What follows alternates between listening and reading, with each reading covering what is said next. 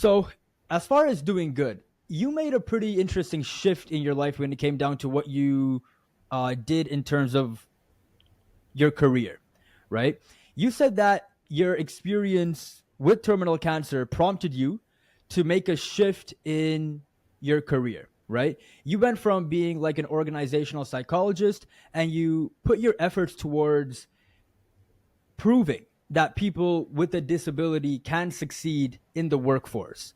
So that's a pretty interesting shift. And like, what are the different types of experiences that you went through in your journey that kind of made you come to that conclusion? Like, what happened with your experience to cause that shift? Yeah. Um, for the first few weeks after I was diagnosed, I think like every person was diagnosed with cancer, especially if it's supposed to be a nasty one, Mm-hmm. you're in shock. You don't know exactly what to expect. You don't know what the future has in store for you. Are you going to go through treatments? When? What kind? How you'll react? And there's also something that all cancer newly diagnosed people have to go through, which is maybe the worst and the most horrific thing is that you have to make a list of everyone you care about, and everyone who cares about you, and then you have to call them up and Oh, tell them, wow. and you don't even know what to tell them because you don't even know what's going to happen. You're in the beginning of it, and you have to do that when you're so upset and in such a deep state of shock. So I think everybody who's discovered they have a serious illness, terminal or not, go through this initial phase, which is very difficult. And for some, it can take weeks, I guess, and for some, it can take months or years, and some won't break out of it, I believe. But I was in that stage for a few weeks. And I think one of the most difficult things to when you're sitting in front of a doctor who's telling you that you're not going to live for long, and that was the Mm-hmm. terminology. A lot of doctors, they don't know how to really break bad news well. Yeah, it's a little bit blunt. Yeah, and I think hope is such an important thing. So I Mm. would like rephrase if I were them. But but when you hear that news, um, you sort of lose control over your life. Now the doctors have it, and they will tell you if you will live or not live. And I don't know how to go about my day to day when someone else is controlling my life. And after a few weeks, I decided that I want to take control back. And I Mm. decided that in an era where even 23 years ago, it's even more so nowadays, when medical breakthroughs are coming at a breathtaking pace, one we have never experienced in human history. I Mm. don't have to beat cancer. I just have to live with it long enough for Mm-hmm. something to come along. Mm. And I thought, all right, what can I do to make to give myself the biggest chance to live long enough for something to come along? And I decided there are three things I can and I should be doing. One, and I guess we'll talk about that a bit later on, is how to conquer fear, because Yeah. it's very difficult. It's very difficult to not have very fearful thoughts intrude upon your conscious every few minutes. But the second one was that I want to be as strong as I can when I do have to go through various treatments. I want to strengthen my body. And I decided that the best way for me to do that was to start running. Now, you Mm. don't have to be, the good thing about running is you really don't have to be good at it. You just have to be persistent. So I decided that I'll make three changes in my life. I'll take back control over my emotions and be able to live happily, a very important part of it. The second part was the physical part, and I'll get myself into the best shape possible for me, regardless of my condition. And I started running. At the beginning, it was like half a mile, and I threw up. Oh, yeah. But then, but then I ran a bit more and a bit more and a bit more, and I ultimately ran 4 marathons with loads of Mm. cancer inside me. I Wow. didn't run that fast. You just have to do it, and I got my conditioning and my endurance to such a state that I felt that I had maximized my capability to deal with whatever's going to come along. But the third thing, which was personally for me very important, was that I wanted to find something social that I could have a big impact on with a nice long-term plan, not something I would finish in a couple of months and then, And because we're just a regular family, we're not rich in it by any means, it had to be something I could affect by doing and not by giving. I just don't have enough to give. Uh-huh. And I was sort of looking around and thinking, what could I do? And then I met a friend who told me he's paraplegic, and he told me that people with disabilities are the most unemployed group in the whole world. It doesn't matter what country you're looking at. They are the most unemployed group out there. And it depends who's measuring, but it's anywhere between 50 to 70 to and 80% unemployment. And it's probably closer to the 70 and 80% mark in every country you think of. Really? And Every country?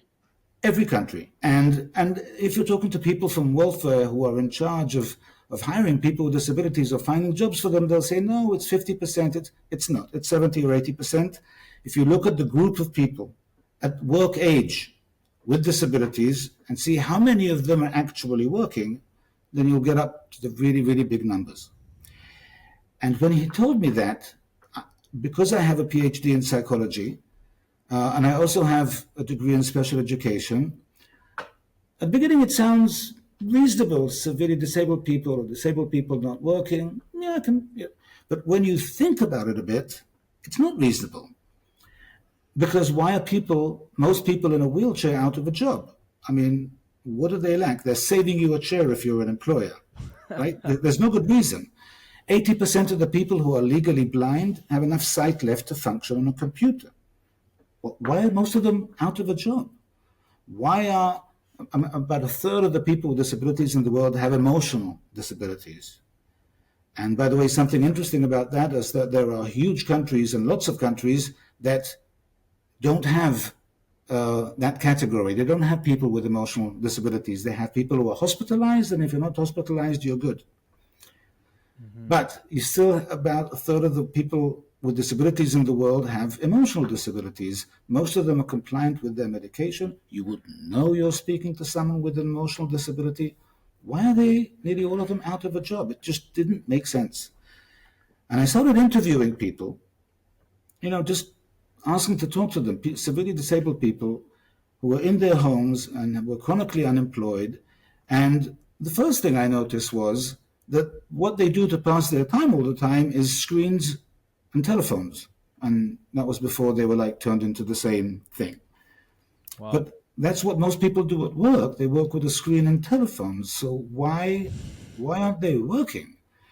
And the second thing I realized, which made me much more motivated to do something about it, was that as a society, as a global society, everybody will say, yeah, let's strengthen our weakest link. But no, we've taken our weakest link medically and we've imposed upon it two horrendous hardships, additional ones. In every country in the world, disability pensions are much lower than minimum wage. So we've turned people with disability, that's about 15% of the globe, by the way, about 1 billion people, into the poorest amongst us. And the second thing we've done is we've secluded them in their homes, and we've created such a social trauma for these people who have nowhere to go, and nobody wants them, and they're left in their homes day after day. It doesn't matter what their actual disability is. The social trauma from being isolated like that is also really, really maybe even harder to bear than anything else. And the last thing that you have to take into consideration is that about 80% of the people with disabilities in the world, that billion people, 80% of them are not born with a disability. They acquire it as they go along. Mm. So, I mean, we're all candidates. Mm-hmm.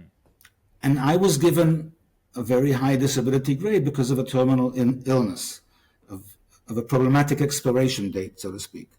but I didn't have any disabilities. But once I realized that it doesn't matter what the disability is, you're unemployed basically, then I realized that it's fixable because I don't know how to fix disabilities. But if the disability has nothing to do with the unemployment, then there's something to be done. And I came upon that realization maybe 2 or 3 months after I was diagnosed, and it got me very excited. And I realized, okay, this is what I want to concentrate and focus my life upon solving or fixing or doing as much as I can, because I figured even if I can change things by even a little, it's 1 billion people. The amount of suffering I could help alleviate would Mm, be, huge. And that would fill me with so much happiness and so much yeah. sense of accomplishment and joy.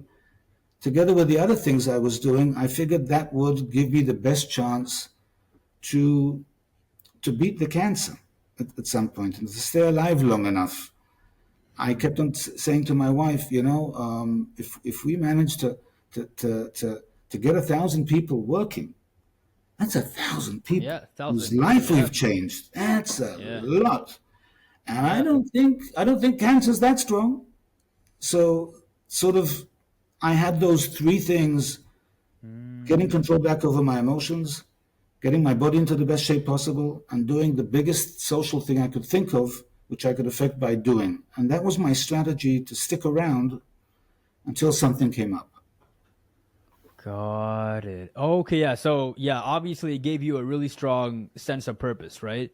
Now, have you Yes. seen, like any change in the way that people with a disability are being treated? Because I know, at least in Canada, at least, there's a lot of social programs that tends to help people who might be struggling, right? I mean, again, I'm not sure what it was like 25 years ago, right? But have you seen any shift in the way that people are treated, or is it the same and just in your experience?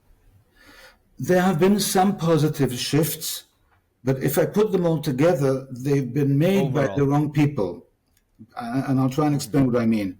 Okay. The physical aspect of accessibility, it's much more ingrained nowadays.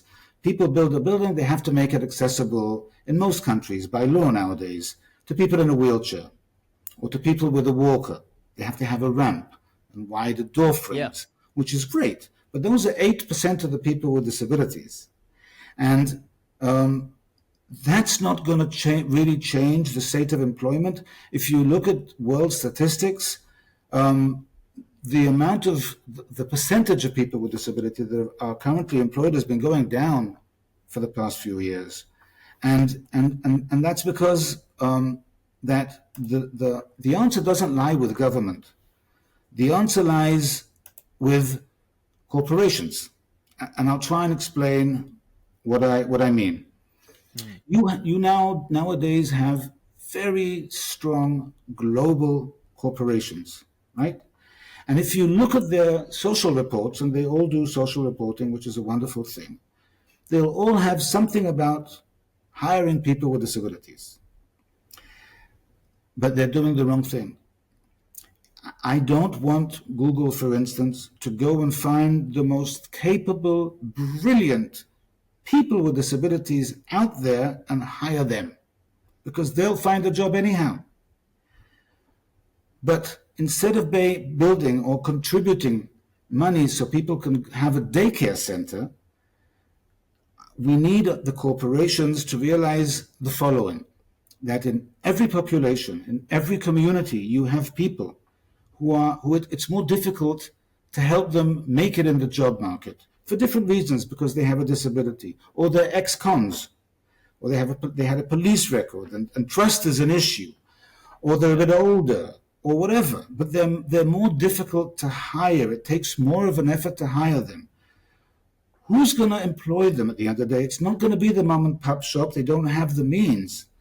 But if every large corporation would take it upon itself to hire those in their community, the place they operate out of, which it's more difficult to actually employ because you have to put more effort in there. If you would do that, and I'll give you a couple of examples in a sec, then we wouldn't have so many people with disabilities and other people chronically unemployed. In America, nearly 10% of the adult population has a police record, and no one's hiring them. They're like Really? 5 times as unemployed as other people. Yeah. Why? I mean, and you have these large corporations who have these conventions about the importance of hiring people with disabilities. Yes, but don't hire the cream of the crop. Hire those that really need your help. I'll just give you a couple of examples that I know about. And you have large corporations that I approach, and I give talks in various places around the world. And you have these multinational corporations, and they have branches here and in England and in the States and in Canada. They have branches everywhere. When I go and say, why aren't you making a point of having not 15% of your employees, which is the percentage of people with disabilities, 2% of your employees, but make sure every year 2% of your employees are people who have been chronically unemployed before, and you're helping them work. Because, for instance, some of them can only work part-time. And they'll say to me, yes, but we don't have any part-time job openings. And I'll say to them, well, why don't you create them? And they'll look at me with, yes, but we don't have them. And I'll say, who decided that you don't take a full-time job and just cut it in half and have 2 people do it at different hours? It needs a bit of flexibility. And everyone operates under the assumption that, well, we have this opening, can anybody fit inside? And I keep on saying, don't, make a box and expect people to fit inside. Look at what they can do and adjust yourself so they will fit you. Because otherwise, they'll stay out of a job. And it'll be the same in every community you want to look at. And that's why I said they're going about it the wrong way. They're trying to find people talented enough to make it in their own system. And I want them to change the system so that people who are not talented enough can make it and succeed and reach regular productivity. And most people can, but not working a full-time job. You have certain conditions where you take medication and you can't wake up in the morning. So they can turn up at 10 or 11. But if you don't allow them to turn up at 10 or 11, they'll never work. So allow them to turn up at 10 or 11. That's okay. But you don't have that kind of mindset within corporations. It's very sort of like cold and detached and rigid. But they're the biggest employers out there. And if they don't change their mindset and how they go about things, we won't really be seeing much of a change. Okay, I'm just gonna ask a few questions to follow up on that, right? So Yeah. you mentioned that these corporations should try and make adjustments to hire more people who have a disability, right? Now, this might Right. sound kind of cold, but I'm just gonna ask it, I guess, just to play Feel devil's free. advocate, right? Yeah. So what if they say, oh, we don't want to compromise quality and trust, because obviously with people who are like ex-cons, I mean, that's, I guess, a problem in terms of trust, as you mentioned, right? So nobody wants to take a risk in that regard and compromise quality. Like you did mention that, oh, they can still do the job as good as someone else, right? But I guess in some certain roles, like, it's not going to be as capable if you have a certain disability, right? So what if they tell you, hey, this might compromise quality, which is going to hurt our company and eventually bring us underwater, right? And then the follow-up on that was to create jobs. What if they tell you, oh, we don't have the capital to create the jobs to pay the employees? Because again, obviously to create a job, you have to have the capital and resources, right? So what if they say, oh, we just don't have that much to reinvest back in the company and create those jobs for those people? Okay, I know let's that's a lot start of from the questions beginning. there. First one, the first one we'll Yeah, talk and if I about forget the second one, you'll have to remind quality me. and No, trust. I wanna, Yeah, I no wanna, problem. I'll do it. I wanna talk about the first one. Yeah, for sure. I think that if you have values, i.e., if you're a corporation operating out of a certain community and you're making money out of that community, then we'll take the ex-cons example, right? Yeah. People who have paid for their deeds, They have paid. Now they are out of prison because they have already paid for their deeds. Why aren't you giving them a chance? Just because they have a record? So many people have a record just Yeah. for like minor infringements. Why aren't you giving people a chance? You don't have to have them guard your safe when you set out, but there are other jobs they can do which wouldn't endanger you. They just need a chance. So you can't live in a society and make money off it if and buy into its legal system if you're not willing. People go to jail and to pay the price for their deeds. And once they have, give them a chance. I employ people who have done the most horrendous things, and we've never had a problem with any of them. They're dying to be trusted, and they're wonderful employees. And the second thing is, I want to introduce a concept which we call reserved employment for the opportunity deprived. And it's a simple concept. It just sounds like a long word, but it's a simple concept.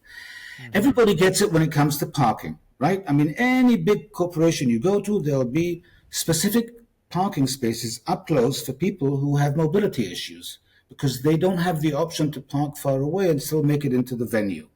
Are we good with that? Everybody accepts that, right? Mm-hmm.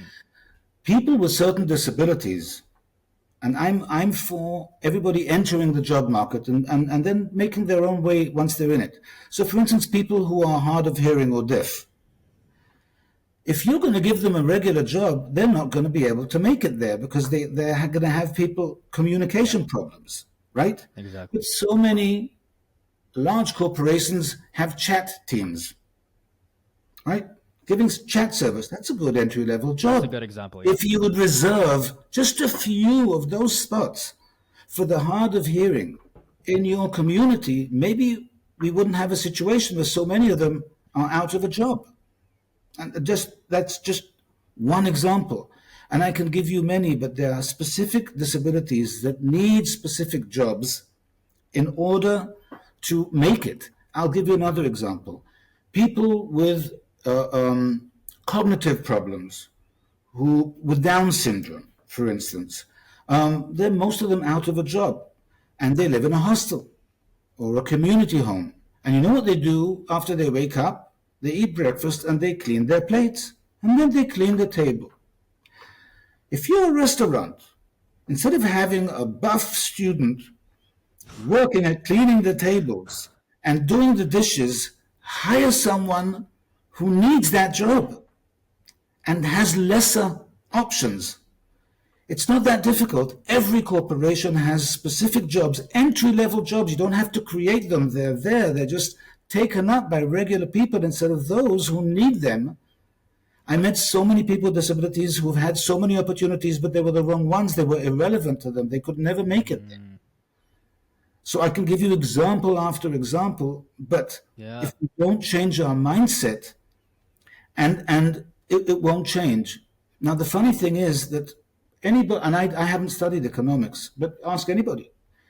The more people out of a certain society that work and are productive, the richer the society. This is Yeah. worthwhile for everybody. Yeah. There's no downside to it. But it's not only corporations who don't do that. Governments don't do it either. You don't have large governmental bodies looking at all the jobs they have to offer and saying, no, no, these are jobs that can suit people who have lesser options in this regard. So let's save a few of them, not all the parking spots, just a few of the parking spots, just a few of the jobs, so people can Mm, enter the job market. And wonderful things happen after they do. And it could take them a few months to get up to speed. You don't have to lose money because once they do get up to speed, and they will get up to speed, then they won't leave you so quickly. They'll be your loyalist backbone, your yeah. lowest group of employees. So even if someone who can only work 80 hours a month, and you put them next to someone who's doing 160 hours a month, so in 2 months, and after 2 months, the guy who's working full time will be so much better than the other guy. They've both been here for 2 months, but he's had half of the hours. Give him enough time to come up to speed. You know, when I was running a Yeah, marathon, you can't just start running a marathon. You have to get your body used to it. If you haven't worked for absolutely. so many years, you don't snap into the Yeah, position. You need to you get used atrophy. to it. That's So, right. so, but if we gave people that chance, if we enabled them to do that, then we wouldn't have all these daycare centers all around because people would be part of our society and it would be them and their families who are also, you always have the families around them that have to lose work days and are worried what will happen after we're gone. And you would alleviate, and Yeah. those billion people are surrounded by other people. It would just change the world in such a wonderful way. But we Hmm. need to be a bit less rigid in our thinking about how to approach it. That's right. That's right. Yeah, that's definitely really interesting, right? And then that ties into the second question that I asked, which pretty much comes down to uh creating those jobs that, people with a disability can compete in, right? Like one really good example that you mentioned is chat jobs, for like customer service, right? Like Yeah, that's really good because obviously, if you're deaf, you're not going to be able to talk on the phone. It's not going to work, right? So chat jobs are obviously a really new type of job that we've kind of like introduced into the job market over the past, I guess, like 10 years. So that's a really good example. But yeah, what if they were to say, oh, we just don't have the capital or the resources to create these kind of jobs that people with a disability can compete for? but you're not creating them. They're there. You're just, Mm-hmm. I'll give you an example. The job is there. Mm-hmm. You're hiring other people to do it. Save a few spots for people who need that job and be a bit more flexible with their working hours. It won't cost you anything. If you're a company of 20 people and you can't afford it, I get it. But if you're a company and you're employing 10,000 people, 20,000 people, you're making I see what you're saying. billions of dollars. I don't get it. I don't get it. I see what you're And saying. I'll tell you something else, Shaq. I mean, Mm-hmm. you have those companies and they spend an awful lot of money by giving, right? Someone writes a check from high up and they build this wonderful hospital wing. Most of the employees have nothing to do with that kind of giving. And that doesn't really enhance the giver. It's great for the hospital wing, but for the person who wrote the check, yeah, a couple of pictures in the paper, and that's it. You really, really get the giving rush by doing, by sweating. Mm-hmm. And if you sweat and put an effort into helping someone, not by giving money, but by helping them acquire the knowledge and confidence they need in order to make this job happen, then the feelings you have doing that are so fulfilling. They make you so happy, and you feel so thankful that you have the opportunity to do that. I mean, giving is the most wonderful thing. People who it's really it's like a narcotic. It just makes you very very happy. But not writing a check that Yeah. doesn't do anything, sweating, putting effort into. You don't have to sweat, but you have to put effort into helping people Yeah. physically with your time and your patience. And that's what gives dividends. That's what turns angry and upset people with work burnout into happier people. It really does something great, but writing a check doesn't. So you have these funds that you're not using correctly. Help make all your employees be part of that giving. Right? In Mm-hmm. Europe, you have so many refugee camps and they're in bad straits, and you have people who need help in Canada and the US, everywhere. If the large corporations would say to their employees, you know what, like a day every 2 months or a day every quarter, we'll pay you, but don't come to the office. There's organized help. We're going to go and help. We're going to build something for those people. We're going to help them out. We're going to do this or that. That would make people stay in their jobs longer. That would make people feel purpose. That would make people feel thankful. Even though they work for a bank and there's nothing social about it, the bank is acting in a social way. Everybody would benefit from it. But that doesn't happen. Mm-hmm. It's the check writing. And then everybody feels, no, we've done our part. No, you haven't. You just written a check. Yeah.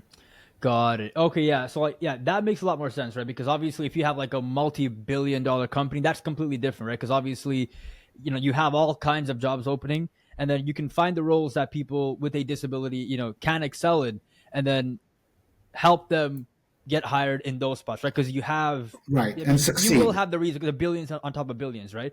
Because like quality is like the most important thing for people who are trying to start a company. Because if you're a small to mid-sized company, like everyone wants the absolute most skilled person to make sure that their company doesn't, Right. flop, But right? they don't have So to earn the guy, billions. yeah, Hundreds of millions is enough. You're making the hundreds of billions. Help yeah, out. yeah. I see what you're saying. Yeah, obviously, the bigger you are, it becomes easier at that point, right? Because now you can again give people more, as you said. That's one of the best feelings ever, and to change this problem in society, right? So people who are with a disability can actually work To and quote to quote Spider-Man's contribute uncle, with great power the comes more great power responsibility. you have, the more Yeah, responsibility goes with it. Right? yeah, The more you're making, the more you should be doing in this regard. got it. Yeah,